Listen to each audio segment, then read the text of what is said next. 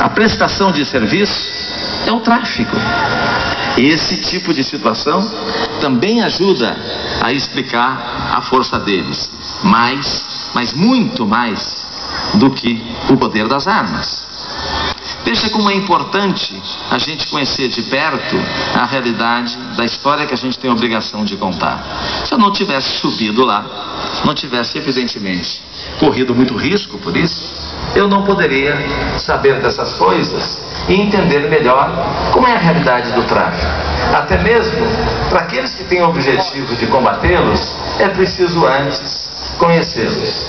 Então, seguramente foi a reportagem, não só porque durou mais tempo, mas foi a reportagem que eu mais aprendi sobre cidadania no Brasil. Eu entendi como a gente, os chamados formadores de opinião, as pessoas que têm algum tipo de poder, seja, não falo do poder econômico, poder da academia, poder do conhecimento, como essa gente, onde eu me incluo, costuma ser perversa no trato da cidadania no Brasil. Eu fiz esse livro trabalhando para o Jornal Nacional. A minha jornada de trabalho no Jornal Nacional é geralmente de 12 a 14 horas por dia. E eu partia para o livro na 14ª hora, na 15ª hora, na 16ª hora.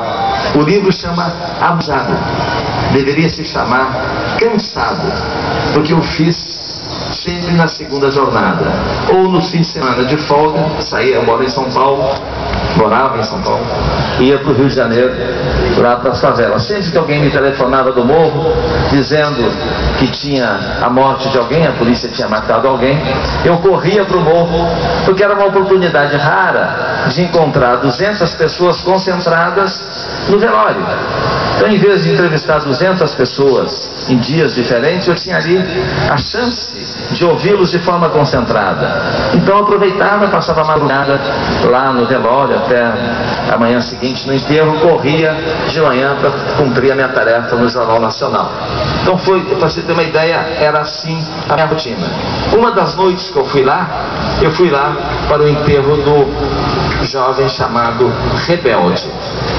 Eu conto a história dele como um elemento de convicção para vocês terem uma ideia aonde chega a relação, o tipo de relação da comunidade com os jovens do tráfico. Eu fiquei impressionado pela quantidade de gente que tinha na favela. Havia um protesto porque ele tinha sido fuzilado, crucificado como se fosse Cristo, lá pela tropa de elite. Puseram fogo num ônibus, protestando como sempre acontece. Não sempre, mas de vez em quando muitos são fuzilados, a comunidade reage e põe fogo no ônibus. Isso tinha acontecido naquele dia, mas o que mais impressionou não foi o fogo que eles puseram no ônibus. Foi ter constatado ali no velório que tinha 22 namoradas do Rebelde lá no velório.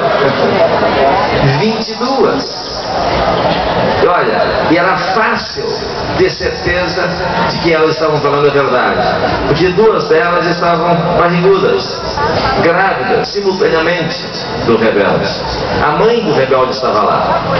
Aliás, a mãe do Rebelde era uma funcionária da Universidade Federal do Rio de Janeiro, que morava na área de classe média e foi para o morro forçada para tentar tirar o filho do tráfico. O Rebelde é um menino de classe média.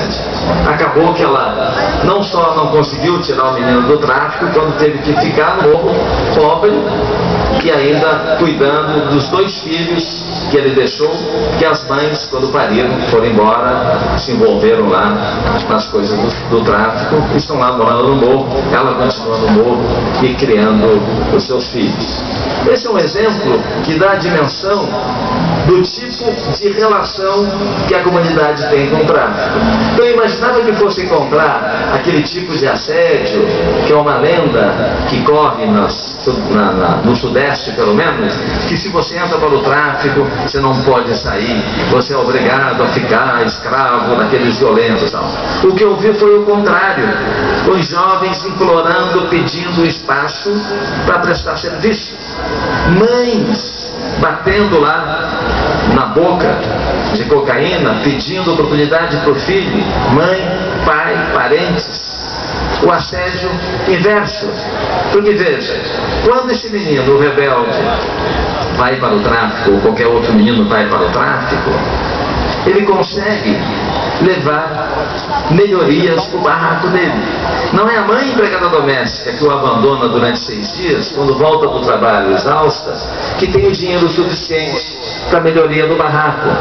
É o filho, quando o prestador de serviço no tráfico, que consegue fazer isso.